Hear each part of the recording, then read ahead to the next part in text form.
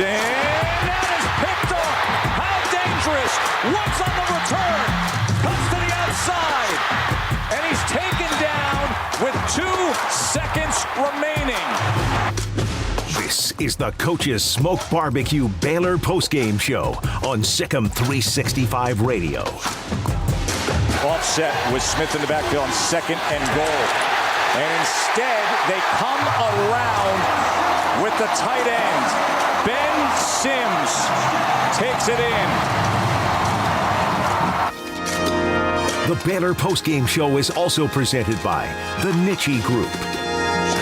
And now the short pitch to Smith, and Smith spins out of it. And Smith inside the 15, looking for the corner, and gets it. Touchdown, Bears. Keandre Coburn whipped at the line of scrimmage, and Smith sped off for 32 yards and a score. Now here's Paul Catalina.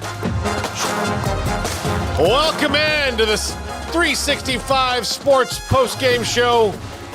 Baylor upsets Oklahoma 27-14. A dominant defensive performance by the Bears. Gary Bohannon didn't really have it through the air, had it on the ground today. Abram Smith was Abram Smith, and the Bears defense was lethal all day. Even when the offense could not get going and could not get going and could not get going, the defense was there. Stop after stop after stop, and made it happen as Baylor wins 27-14 over 9th-ranked or 8th-ranked, whatever you want to say, Oklahoma, a team with a college football playoff future that is really rocky now because the committee already didn't like them. And the Big 12, once again, thrown into flux because it's going to be a very interesting week, couple weeks down the stretch. Oklahoma still has Iowa State and Bedlam, and Oklahoma State now in a tie for first place going into tonight with Oklahoma should they win, and Baylor still in a good position to perhaps go to Dallas in the Big 12 title game. Of course, they need a little help. They need Oklahoma to lose again or Oklahoma State to lose twice. They need some things to happen, but they did what they had to do today. An impressive game. 254-339-1122. That's the call-in line. That's the text line. The chat room is going. Rich Boone, everyone needs to atone for all the negative things said about Gary Bohannon last week. Uncultured Barbarian, I knew Aranda was the DC at Wisconsin. That was, okay. He was going to make a good head coach somewhere someday. Congrats. We have a lot potentially planned for you today. We are hoping to get a visit from one of Baylor's top recruits, Kyan Roberts-Day. We'll see if that happens. I'm sure he's at the game and enjoying it now. So if he can break away by the time while we're still on the air, he may stop by the studio. But again, 254-339-1122. One of the biggest wins for Baylor. This is the biggest win in Dave Aranda's tenure and keeps them at pace in the Big 12. And let's go to the text line from the 479. Baylor kicking a field goal with 1 second left to run up the score is not classy. In fact, it's okay. Well, okay, here's the deal. It's weird that all happened. It's very weird that all happened. I'm not sure. Like, I think in that regard, Lincoln Riley had every right to be really angry about what was going on and the field storming and trying to get the players back out. I don't know why they did, and I get that Dave Aranda, wanted it for the Big 12 tiebreaker. It was very just strange to see. And that's a couple of the texts we've got about the field goal.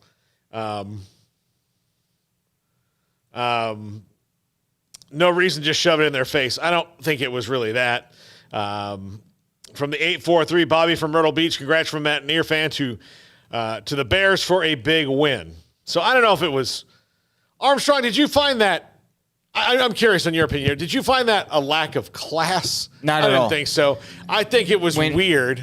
Yeah, I thought it was a little weird, but when the rules are that. Now, if it had just been like because we wanted to, Yeah. but you want to have the tiebreaker. Yeah. That makes complete sense. Yeah. And they took the points off the board earlier when there was the penalty. Yeah. So I thought they were just going to run it out, but No, I think that was a smart move and not classless at all. Oklahoma would have done the same exact thing. yeah. And doubt. the problem wasn't so much that they wanted to kick the field goal at the end. It was the way that the field storming happened and all that. But yeah, they need to break. They may have to break a three-way tie later. I don't know why they let the clock. I think letting the clock go to 1 second before you call the timeout. But I guess that makes sense. So you want the game to end. So Yeah. I don't. Yeah, I mean, there's no way to communicate that to the students though, and so Yeah. but I don't think it's classless at all. From Ryan in the chat room, good game, Baylor. Y'all outplayed and outcoached us. Comment says Oklahoma lucky the score wasn't 42-14. Chill on the field goal. Yeah, I mean, Baylor left 17 points on the field easily in that game. Early, didn't get a fourth down, missed a field goal, turned it over in the red zone. So there's 17 to 21 points that they could have that they left on the field there. So really, really dominating defensive game by the Sooners. By Baylor against the Sooners.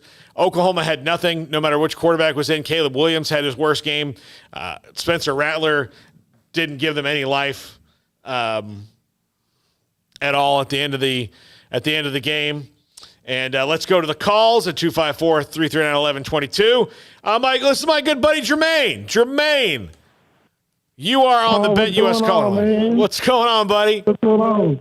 Not much. Hey, I just want to tell all the Baylor fans you're welcome because I'm the most superstitious fan ever.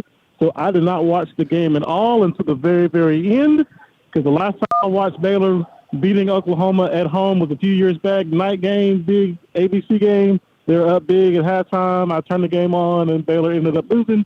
So I didn't watch it.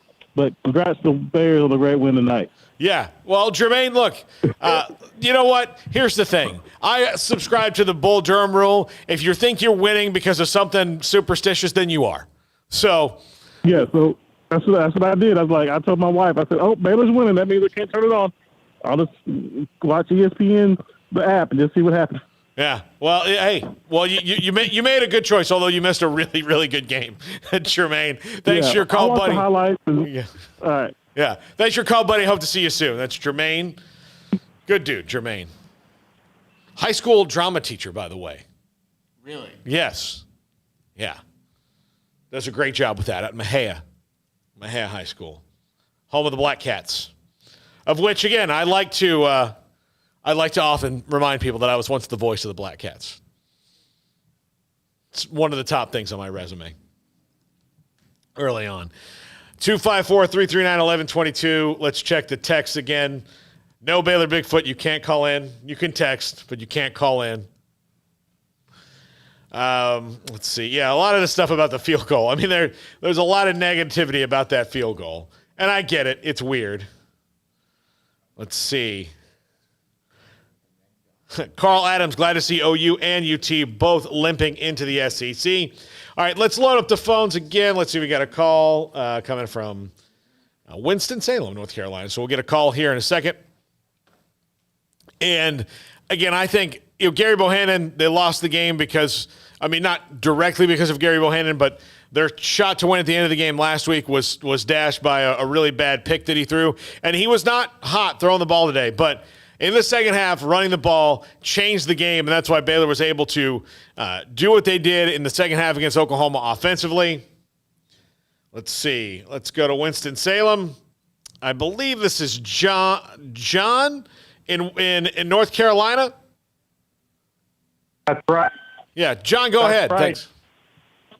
Sickham from North Carolina.